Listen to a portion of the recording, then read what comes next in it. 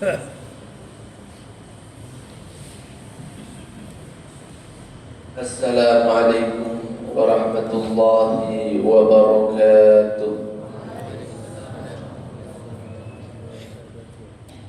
Alhamdulillah, wassalatu wassalamu ala rasulillah Muhammad ibn Abdillah wa ala alihi wa ashabihi wa man walah.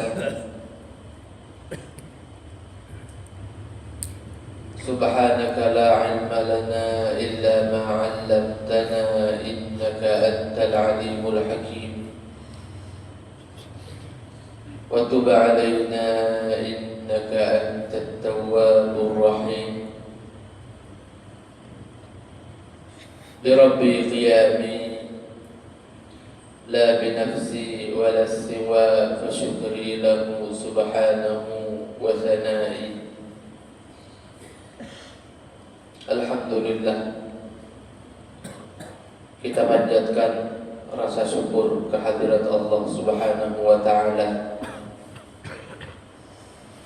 atas nikmat dan karunia yang sampai saat ini masih kita rasakan. Nikmat yang jika kita syukuri, Allah akan beri kepada kita nikmat tambahan. Namun jikalau kita kufuri atau tidak mensyukurinya, maka sungguh azab Allah teramat pedih. La in syakartum la azidannakum wa la in kafartum inna azabi lasyadid. Jikalau kalian bersyukur, maka pasti sungguh aku akan berikan kepada kalian tambahan. Namun jikalau kalian kufuri, maka sesungguhnya adabku sangatlah pedih. Hadirin yang dimuliakan oleh Allah,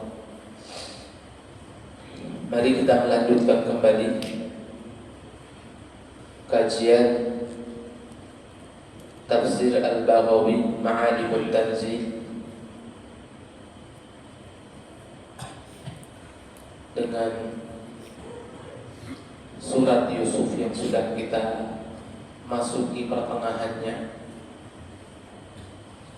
Dari episode ke episode berikutnya sudah kita ikuti seperti apa perjalanan kisah hidup Nabi Allah Yusuf alaihissalam, seorang nabi yang sudah Allah angkat menjadi seorang nabi sejak masih kecil, ya. Tak banyak yang mendapatkan posisi semacam ini, dan beliau di antaranya. Walamma balagha ashuddahu atainahu hukman wa 'ilman. Alhamdulillah,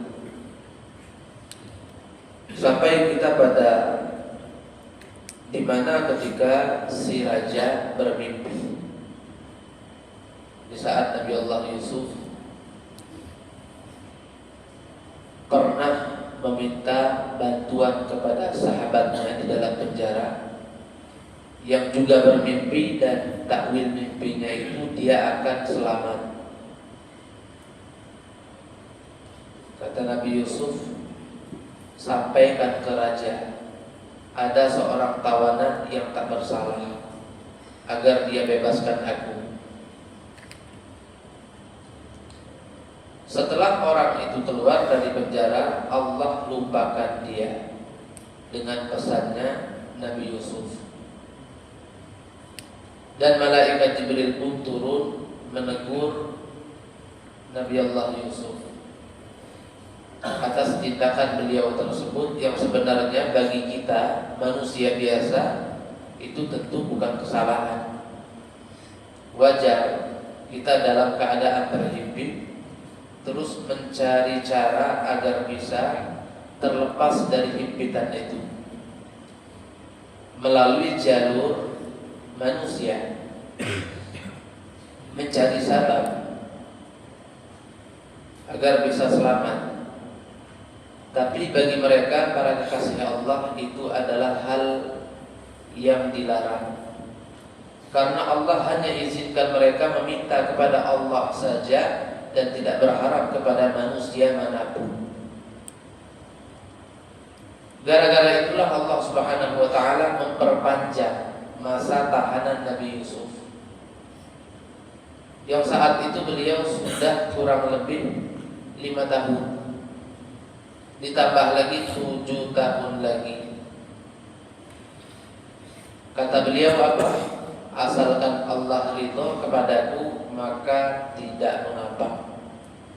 Aku ikhlas, aku rela.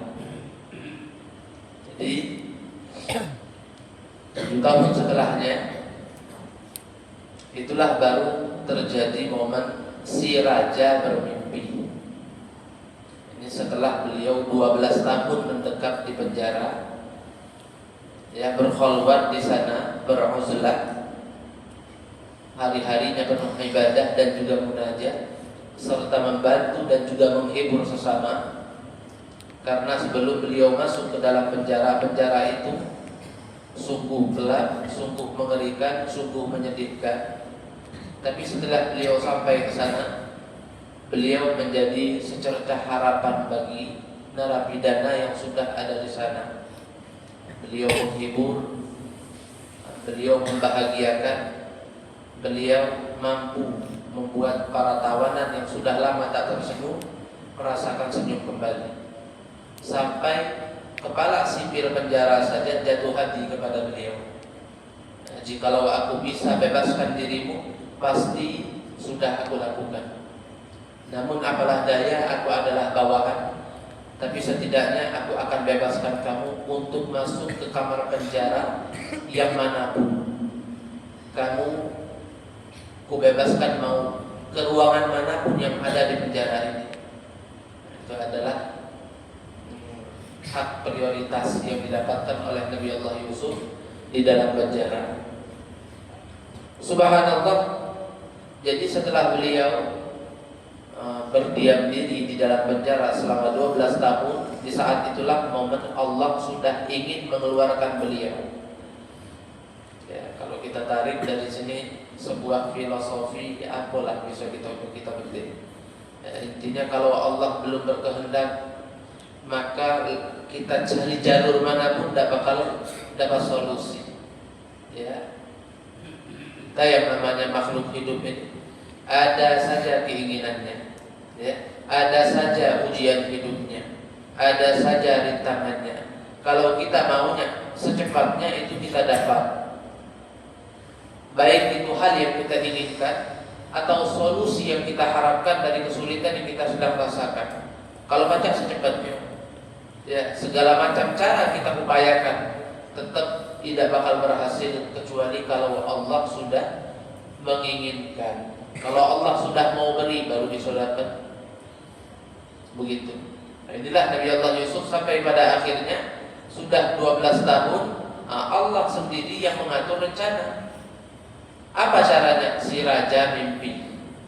Apa mimpinya? Inni ra'aitu ahada, apa mimpinya? Inni ara sab'a baqaratin siman ya'kuluhunna sab'un 'ijaf, ya, wa sab'a sumbulatin khudrin wa ukhra yabisat.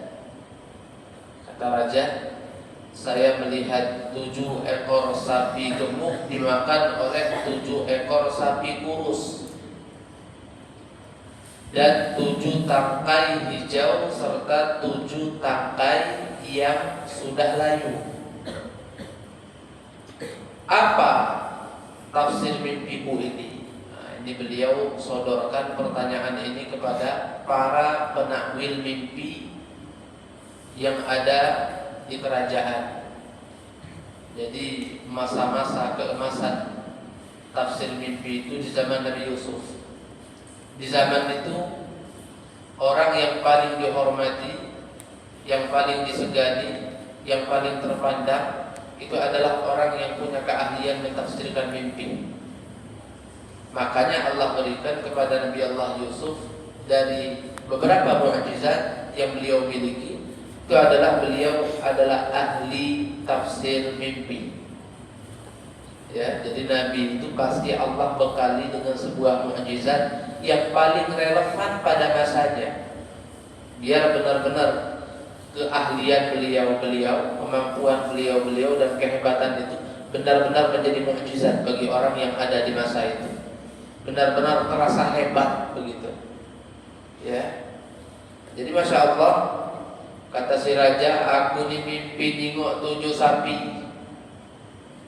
Gemuk 7 ekor itu dimakan oleh 7 sapi lagi. Yang sapi yang makan ini kurus-kurus. Terus ada 7 tangkai. 7 tangkai ini 7 tangkai gandum ya. 7 tangkai gandum yang menjadi makanan pokok mereka memang. Itu dililit oleh 7 tangkai yang sudah layu. Ketika dililit yang tadi hijau jadi layu pula. Apa dia? Aftuni fi ru'yai in kuntum lirru'ya ta'burun. Maka berikan petuah bagiku pemaknaan dari mimpiku ini. In kuntum lirru'ya ta'burun. Jikalau memang kalian itu bisa menafsirkan mimpi. Qalu adghasu ahlam. Apa jawab mereka? Mimpi paduka raja hanyalah sebatas bunga tidur. Mimpinya campur-campur. Kayak kalau kita demam panas, ada yang pernah merasakan demam panas? Kadang-kadang mimpi seram, tapi loncat sana, loncat sini, ceritanya tidak nyambung. Ya, tidak nyambung. Panjang mimpi itu. Cuman ada banyak penggalan-penggalan yang antara penggalan itu dengan yang lainnya tidak sinkron dan nyambung. Akhlak bercampur aduk itu tuh cuma bunga tidur baik. Terlalu asyik kalau anak-anak terlalu asyik main di siang hari. Jadi imajinasinya di siang hari itu ke bawah sampai mimpi sampai tidur. Itu bukan dari Tuhan. Ya, itu bukan hal yang bisa ditafsirkan. Tidak ada makna apa-apa. Nah inilah kata para penafsir mimpi yang ada di kerajaan. Tidak bisa raja ditakwilkan. Wa ma nahnu bita'wilil ahlami bi'alimin. Kami tidak ngerti tafsir mimpi dengan apa? Dengan tidur seperti ini. Kami tidak faham. Nah di saat inilah siapa? Teman Nabi Yusuf dulu di dalam penjara yang selamat, yang pernah dipesani oleh Nabi Allah Yusuf agar mengingatkan raja, agar memberitahu raja mengenai dirinya. Nah saat inilah dia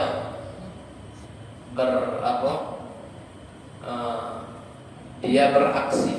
Ya, dia kan gawenya kerjanya dia adalah memberikan minum raja, bagian peras anggur untuk minum raja. Apa katanya? Waqala alladziina naja minhuma, dan berkatalah orang yang telah selamat dari kedua orang yang dulu pernah meminta petuah tafsir mimpi dari Nabi Yusuf. Ana unabbi'ukum bi ta'wilihi. Aku bisa memberi kepada kalian tafsir mimpinya. Fa'arsilu, dan utuslah aku untuk keluar Mesir menuju penjara, karena penjaranya bukan di pusat kota, ya, di pelosok. Sampai dalam riwayat itu dinyatakan jasa baina yadayil malik, dia berlutut di hadapan raja memohon untuk bisa menjadi perantara pemberian solusi atas mimpi yang dilihat oleh si raja. Berlutut dia sampai di hadapan raja. Wahai paduka raja, inna fis sijni rajulan yu'abbiru ru'ya. Sesungguhnya di penjara sana ada seorang laki-laki yang sangat pandai menafsirkan mimpi. Fa'arsilu, maka utuslah aku untuk ke sana bertanya kepadanya, apa tafsir mimpi raja ini? Akhirnya ya sudah, kata raja, kamu pergi ke sana, tanyakan apa tafsir mimpiku ini. Akhirnya dia diantar ke sana, main lagi ke penjara, bernostalgia mengenai hari-hari yang pernah mereka lalui di dalam penjara. Banyak teman-teman kan di penjara. Jadi itu penjara tuh yang sudah masuk situ udah betulan. Ini penjara paling mengerikan di Mesir di zaman itu. Kalau udah masuk udah keluar lagi. Subhanallah, dia ini memang tidak salah kan, terbukti, makanya dibebaskan. Masuk dia ke penjara, bertanya ke Nabi Yusuf, Yusufu ayyuhas siddiq, wahai Yusuf, wahai laki-laki yang jujur, aftina fi sab'i baqaratin siman ya'kuluhunna sab'un ijaf wa sab'i sumbulatin khudrin wa ukhra yabisat. Tolong berikan kepadaku informasi terkait tafsir mimpi berikut. Rajo mimpi katanya. Aku kesini nak bertanya ke kamu mengenai tafsir mimpi si raja. Raja ini mimpi 7 sapi gemuk makan 7 sapi kurus, juga 7 tangkai yang masih hijau dililit oleh 7 tangkai yang sudah mengering, sehingga yang hijau-hijau tadi juga ikut mengering karenanya. La'alli arji'u ilan nasi la'allahum ya'lamun. Semoga aku bisa kembali kepada mereka semua dan mereka mengetahui betapa pandainya kamu dalam penafsiran mimpi. Jadi la'allahum ya'lamun, agar mereka tahu apa? Tahu apa? La'allahum ya'lamuna manzilataka fil ilm, agar mereka tahu bahwasannya kau ini adalah orang yang benar-benar hebat dalam tafsir mimpi. Ya. La'alli arji'u ila an-nasi la'allahum ya'lamun. Akhirnya Nabi Yusuf berkata, Amal baqaratus siman, 7 sapi gemuk itu, kata beliau, adalah 7 tahun masa subur. Jadi nanti Mesir ini akan ada 7 tahun yang di situ suburnya minta ampun, kata beliau. Wal baqaratul ijaf fas-subulatul yabisat fas-sinunal mujribah. Jadi 7 sapi gemuk dan juga 7 tangkai yang masih hijau dan segar, itu pertanda nanti ada 7 tahun. Di 7 tahun itu kamu tuh petaninya lancarnya, tanah sangat subur, air melimpah, hasil panen sangat banyak di 7 tahun itu. Namun kata beliau, 7 sapi yang kurus dan juga 7 tangkai gandum yang kering, itu kebalikannya. Akan ada setelahnya 7 tahun yang sangat kering kerontang, kering, bertanam apapun tidak baca. Ya. Yang mana 7 tahun kedua inilah yang akan menghabiskan hasil panen kalian di 7 tahun belakangnya, 7 tahun sebelumnya.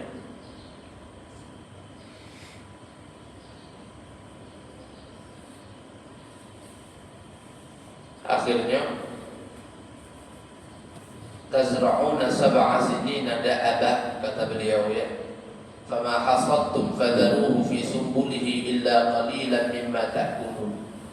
Bahkan beliau memberi solusi, bukan cuma menunjuk kabar apa takwilnya, apa tafsirnya, tidak.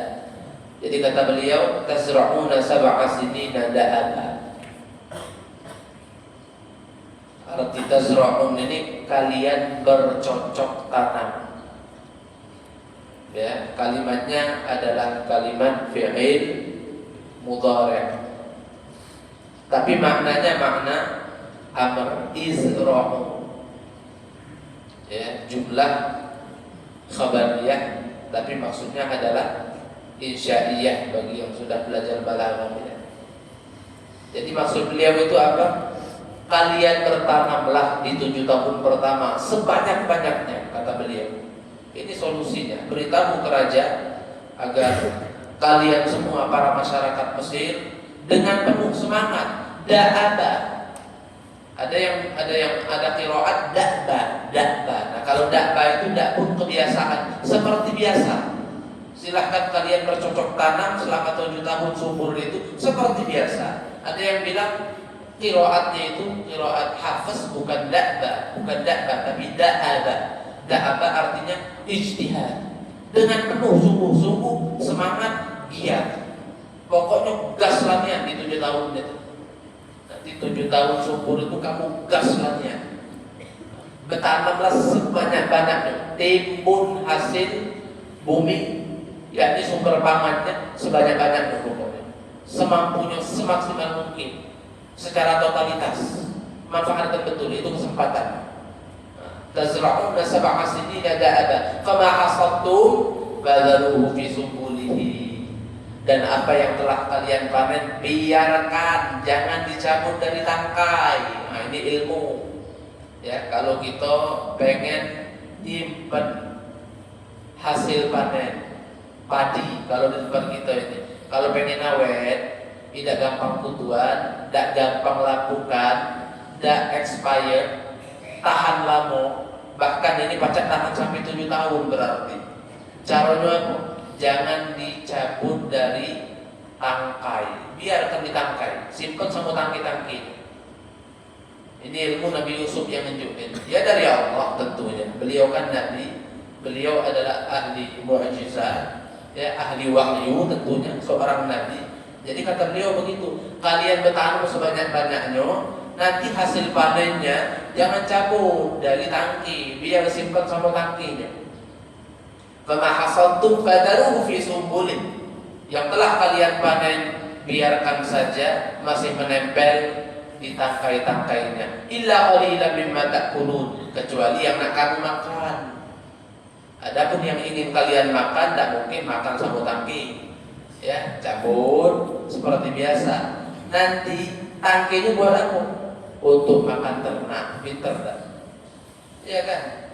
Kalau tangki tadi buang dari awal, tidak awet itu. Si gendum itu tuh, biji-biji gandum itu tidak awet sampai 7 tahun. Belum lagi nanti hewan ternak mati kalau ngapa? Tidak ada yang bisa dimakan oleh mereka karena rumput pun tak akan ada. Jadi biar sama tangkinya. Ketika nanti perlu dimakan, baru copot, cabut, kalian masak gandumnya, tangkinya untuk makan ternak. Wah, ini adalah ide yang sangat cemerlang.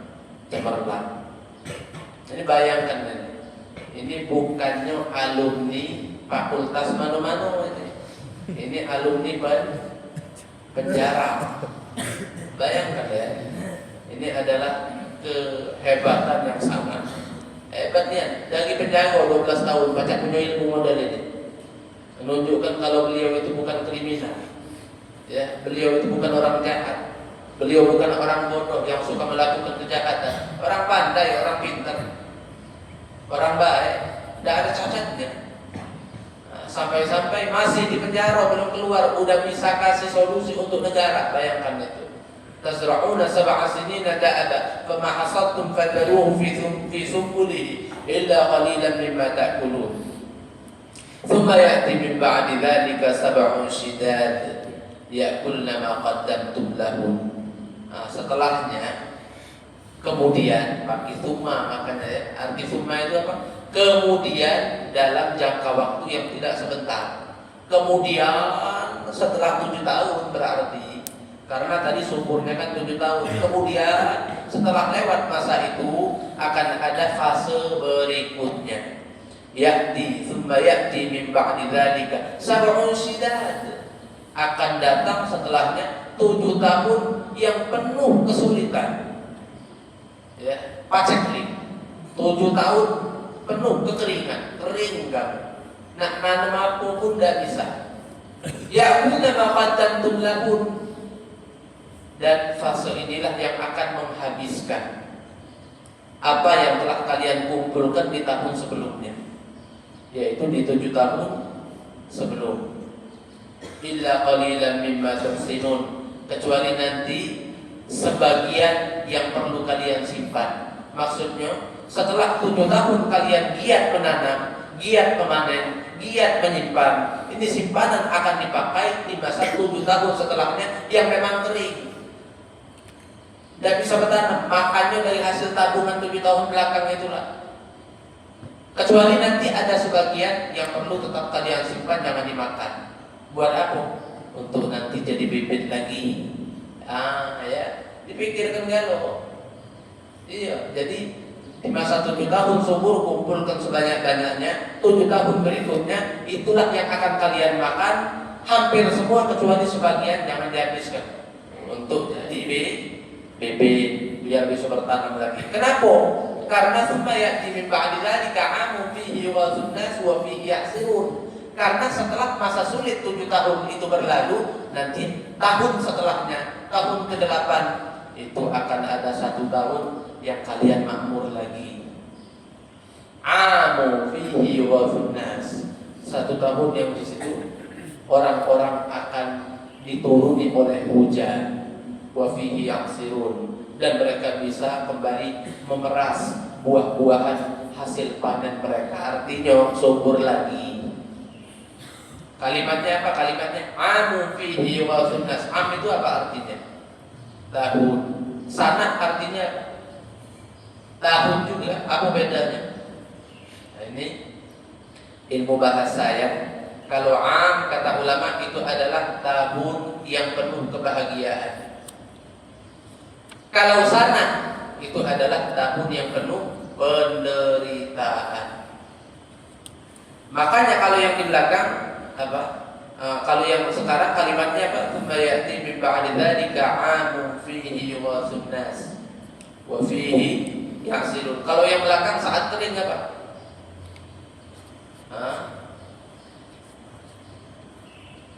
Qala tazra'una sab'a sinin. Sab'a sinin itu masa subur ya, tapi masa yang di situ mereka perlu berletih-letih, bercapek-capek untuk kumpulkan tabungan agar bisa makan di 7 tahun berikutnya. Nah, itu perbedaan. Ketika di saat itu mereka sudah terlepas dari kesulitan, nanti udah 7 tahun kering tadi berlalu, itu namanya am. Makanya kalau tahun baru, apa dia bahasa Arabnya? Jangan sanah jadidah. Karena sanah itu identik dengan tahun yang penuh keletihan, tapi sebut dengan amun, jadi tahun yang indah yang baru. Ini Al-Quran sangat teliti dalam memilih diksi ya. Al-Quran sangat teliti dalam memilih kalimat. Jadi Masya Allah, ini adalah tafsir dari sang penafsir mimpi yang sangat gunung, yaitu Nabi Allah Yusuf alaihi salam.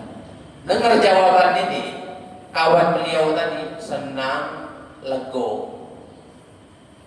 Bahasa kita alhamdulillah terpecahkan. Kalau udah baca Nabi Yusuf nakwil kenyong, taroman warai dia kan raja. Ya udah berani-berani menyela obrolan raja dengan penafsir mimpi yang ada di kerajaan. Dan mudah-mudah pangkat lo mana ada wong ini, cuman menjamin nggak coba gawinya. Apa kata sepatu-kata pun tidak boleh mentu dari mulut. Begitu kalau sama raja. Nah, cuman dia memberanikan karena dia yakin ini bisa jadi solusi sampai dia berlutut di hadapan raja agar bisa didengarkan ucapannya tanpa perlu disalahkan atau dianggap lancang. Kalau Nabi Yusuf tidak tahu takwilnya, waduh, taruh manorai kacau baca dipecat. Ya. Alhamdulillah tafsir mimpinya ada dan tepat, sangat logis, masuk akal. Balik beliau ke raja. Dia pulang ke raja. Dia akan sampaikan, wahai raja, aku sudah mendapatkan tafsir mimpinya Anda dari orang yang kusebut. Apa dia kata raja tafsir mimpinya? Disebutkan oleh dia tadi ke raja. Saat dengar jawabannya, itu raja puas hati. Ini baru, ini pas, ini tepat. Ini aku yakin tidak ada meleset-melesetnya. Ini tafsir yang paling tepat menurut logika untuk disandingkan dan dijadikan sebagai tafsirnya mimpiku. Aku yakin ini mimpi tak sembarangan. Makanya aku heran penafsir hebat kerajaan itu kok tidak bisa semua. Tapi aku yakin ini mimpi tak sembarangan. Ini orang ini pintar berarti. Kata raja. Waqala al-maliku tu'ni. Penasaran? Ya, yang mana nih yang duanya? Siapa dia yang duanya nih? Ada di penjara. Tafsir mimpi ini keahlian mahal di zaman itu. Tahu-tahu ada seorang narapidana bahasanya bisa tahu yang mana penafsir ulung yang dimiliki kerajaan saja nyerah semua. Ini orang di dalam penjara mampu. Siapa duanya? Waqala al-maliku tu'ni. Akhirnya raja bilang apa? Datangkan dia kepadaku. Bawa dia ke sini. Aku pengen jumpa. Falamma ja'ahu ar-rasul qala irji' ila rabbik. Akhirnya kawan Nabi Yusuf yang tadi pontang-panting sudah ke penjara, kemudian ke kerajaan lagi, disuruh balik lagi ke penjara untuk jemput Nabi Yusuf. Berarti sudah harus bebas. Apa katanya? Raja ingin jumpa kamu. Nah, dibebaskan ini, udah bau bebas. Akhirnya apa kata Nabi Yusuf? Irji' ila rabbik. Tidak galak. Aku nanda bantu dari sini. Nanda bantu. Kenapa tidak mau keluar saat itu? Ini maksud beliau. Fas'alhu ma balun niswatil lati qatta'na aydiyahum. Kembalilah kau ke tuanmu, kerajaan, baliklah ke raja lagi tanpa diri. Aku tidak mau. Namun tanyakan ke raja, apa kabarnya mereka, para wanita Mesir yang dulu pernah memotong-motong tangan mereka. Oh, ternyata beliau nak bersihkan namo. Sebab rumor yang sudah tersebar di masyarakat, Nabi Yusuf itu masuk penjara gara-gara apa? Ingin melakukan tindakan tidak senonoh kepada majikannya yang bernama Zulaikha. Padahal faktanya kebalikan dari itu. Zulaikhanya yang mau macam-macam, Nabi Yusufnya menolak. Kan begitu kan?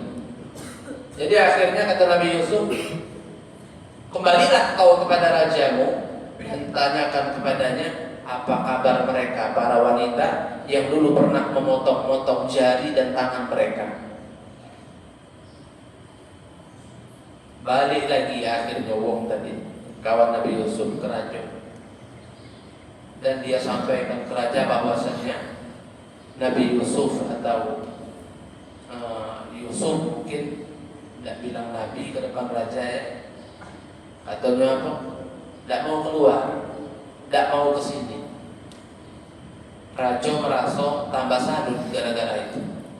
Ini narapidana sudah belasan tahun, dia jangan tunanda. Wah, ini bukan orang biasa.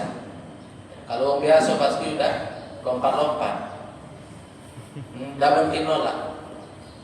Bahkan dalam hadis ada riwayat ketika Nabi mengisahkan surat Nabi Yusuf kepada para sahabat ya, mengisahkan kisah Nabi Yusuf ini beliau komentar lah, kalau saya jadi Nabi Yusuf, aku udah bakal nolak. Dari awal ada tawaran keluar, langsung keluar aku, kata Nabi. Tidak nama dari itu, betul dulu yang penting. Ini kata Nabi Muhammad Sallallahu Alaihi Wasallam. Tapi Nabi Yusuf tidak. Kenapa? Beliau tidak mau keluar dari penjara, sedangkan nama baiknya masih belum bersih. Iya. Agak ketemu Rajo ada pandangan bahwasanya dia ini calon narapidana, seorang yang pernah berkasus, kesannya udah kurang baik. Itu ngefek perspektif manusia itu ke kita. Sebelum ketemu sama kita, itu ngefek kepada tindakan dan responnya. Kayak kurang tepat, kurang bagus, kayak kurang cakep. Nah, biar setelah nama baik ku bersih ini kalau dipanjangkan kan. Setelah nama baik ku bersih, Rajo nyadar aku di penjara belasan tahun tanpa ada salah, Rajo tambah respect ke saya. Begitu. Bukan karena ingin dihormati, bukan. Ya, karena memang begitulah ilmunya dalam urusan apa? Masalah relasi ya. Begitu ya. Masalah nama baik ini marwah itu penting. Bahkan di dalam apa? Di dalam fikih ya, di dalam fikih itu antum lihat di Bajuri itu. Menjaga marwah, menjaga citra diri itu adalah hal yang wajib hukumnya. Kayak antum santri misalnya kalau liburan, jangan nongkrong di kafe lepas peci. Masuk ke bioskop, ada tempat, bukan tempatnya. Antum tuh masuk ke masjid. Ya kan? Peci jangan copot. Kalau perlu mampir ke tempat hiburan sama keluarga, ya tetap peci jangan dilepas. Nah, ini peci yang nago kita nih, ya kan? Kalau udah peci lepas, wah, yang nago kita hilang terus terang. Ini pakaian ini menjago. Tidak mungkin antum pakai peci putih terus ada bandar sabun nawari sabun. Tidak mungkin kan? Nah sabun sepaket sekian dulu. Tidak mungkin lah. Nah, ini Pak Haji kata salah orang tuh. Ya kan? Tapi kalau antum copot ini, itu antum sendiri merasa tidak terlalu malu untuk neko-neko, berani ngerokok. Kalau pakai peci putih, wong tahu pula kamu santri, tidak malu nak ngerokok, pasti malu. Jadi pakaian itu menjaga marwah perlu dijaga nama baik. Ya, bukan apa memoles kebobrokan biar nampak cantik, bukan begitu. Itu bukan pencitraan, maksudnya menjaga citra yang sudah ada. Itu hukumnya wajib. Makanya Nabi Yusuf saat diajak keluar, lu mau pakai dulu bersih dulu nama aku ini jelek di Mesir. Kasus itu rumor yang tersebar, padahal faktanya tidak. Makanya kata beliau tidak bilang ke orang itu, "Lu tahu aja aku tidak salah." Dan itu banyak ngomong gitu. Kesannya apa? Kesannya ingin dibela, ingin membenarkan diri, itu udah bagus juga. Jadi simpel saja, elegan cara Nabi Yusuf itu.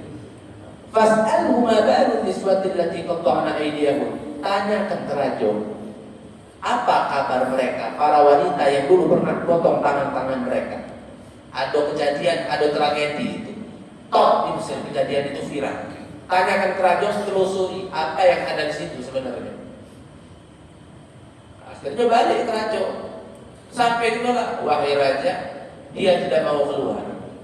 Malah dia minta tanyakan ke Anda mengenai kabar kejadian yang pernah dulu terjadi 12 tahun lalu. Udah 12 tahun, udah lama. Namun masih orang-orang Mesir belum lupa dengan kejadian itu. Wanita-wanita yang pernah memotong tangannya. Raja bingung, kejadian apa? Beliau ini kan raja. Tidak semua yang tersebar di masyarakat itu beliau ketahui. Akhirnya ya sudah, beliau cari informan, orang-orang yang bisa cari informasi. Ayo cari, kabar apa sih? Betina motong tangan aku tidak paham. Coba cari di Mesir ini pernah kejadian apa? Akhirnya tidak dapat informasinya. Ternyata 12 tahun lalu ada puluhan wanita Mesir yang mengiris-iris tangan mereka karena terpukau dengan ketampanan seorang budak.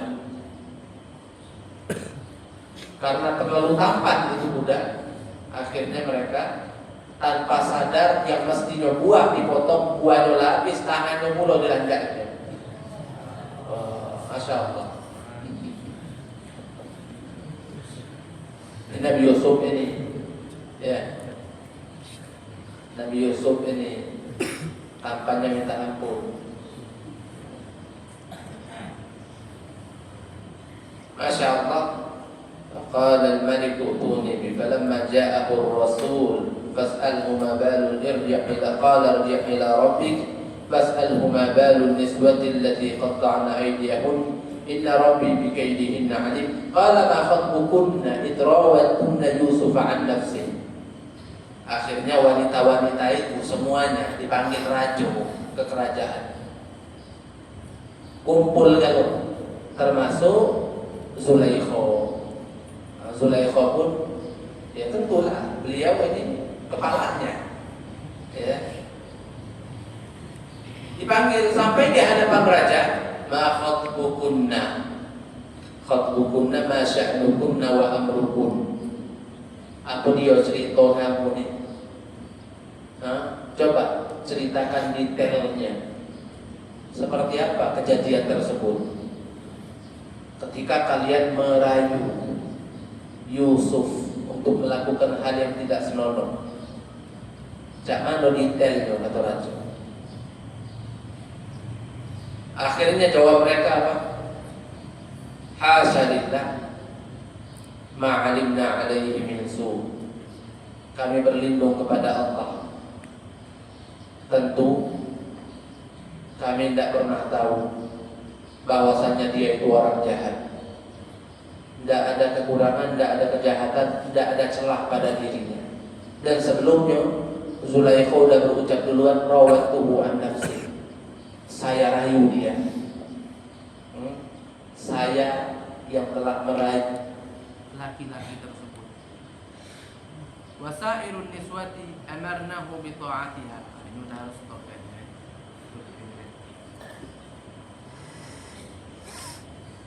Jadi Masya Allah, kata Zulaikha, aku memang yang duluan merayu dirinya. Dan semua perempuan yang ada ini, mereka lah yang memerintahkan ke Yusuf untuk mematuhi hasratku, untuk mengikuti apa mauku, kan begitu. Zulaikha pengen dengan Nabi Yusuf. Perempuan-perempuan tadi yang ngebujuk Nabi Yusuf, dia sudah pengen bilang aku hendak Zulaikha. Itu fakta yang terjadi. Tapi kemudian ditutupi. Nabi Yusuf masuk penjara biar timbul kesan yang salah Nabi Yusuf. Suaminya Zulaikha ingin bersihkan nama baik keluarga.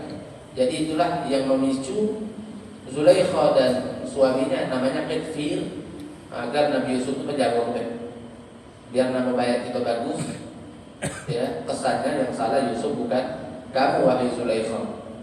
Akhirnya saat ini Zulaikha mengaku yang salah aku, yang ingin merayu itu aku, bukan dia. Dan ini wanita-wanita yang ada semua di sini, mereka ini memerintahkan dan memujuk Yusuf untuk mengikuti maunya aku. Hakata ma'alimna alaihi min su'. Komentar mereka pun apa? Kami tidak melihat adanya keburukan di dalam dirinya Yusuf. Qalat imra'atul azizil ana hasal haqq. Habisnya apa kata Zulaikha? Sekarang sudah nampak jelas mana yang benar, mana yang salah. Sekarang sudah nampak jelas fakta dan realita. Tak baca lagi ditutup-tutupi. Ana rawatuhu an nafsi. Sayalah yang telah merayu dirinya. Wa innahu laminas shadiqin. Sedangkan dia adalah orang yang jujur.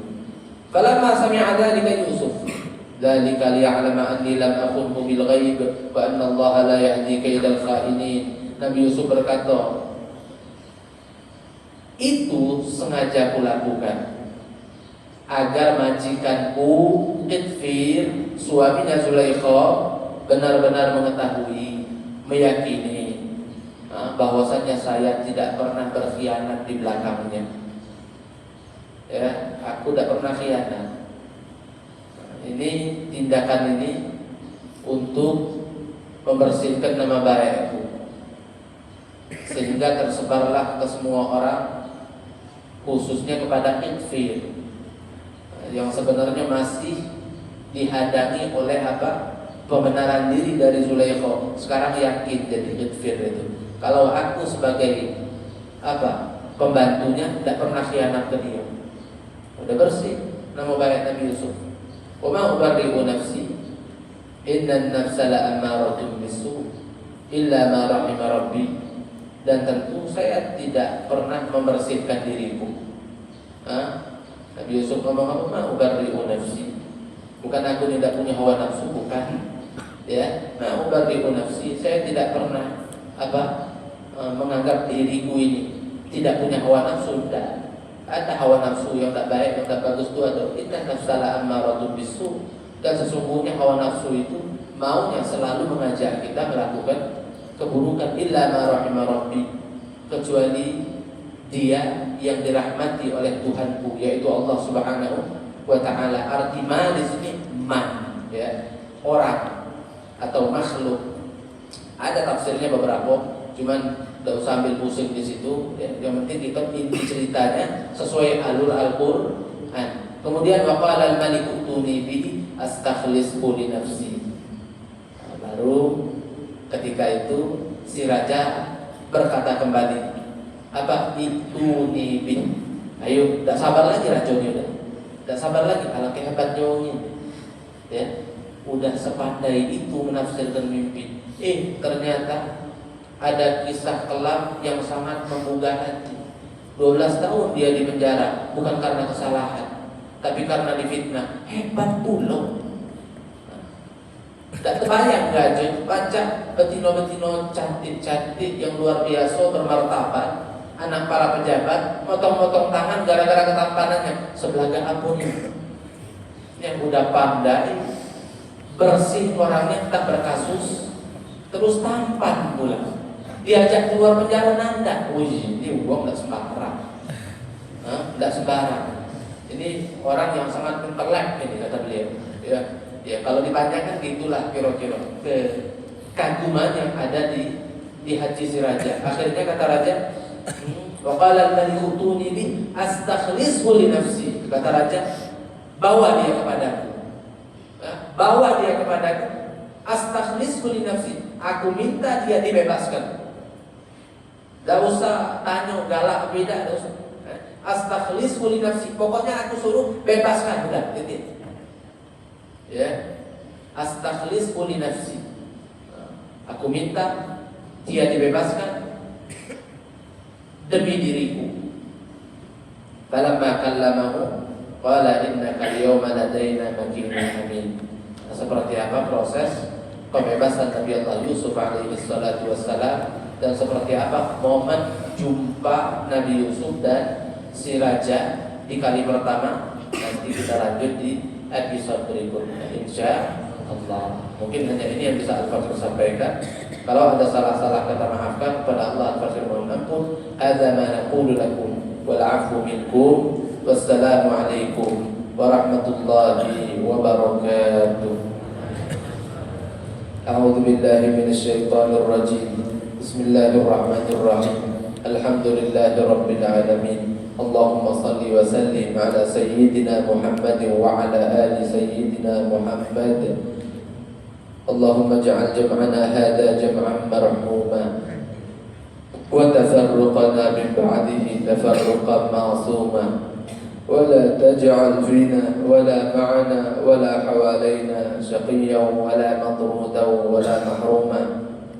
اللهم يا محول الأحوال حول حالنا والمسلمين إلى أحسن حال ونجنا من أعمال أهل الضلال وفعل الجهل. اللهم أرنا الحق حقا وارزقنا اتباعه وأرنا الباطل باطلا وارزقنا اجتنابه.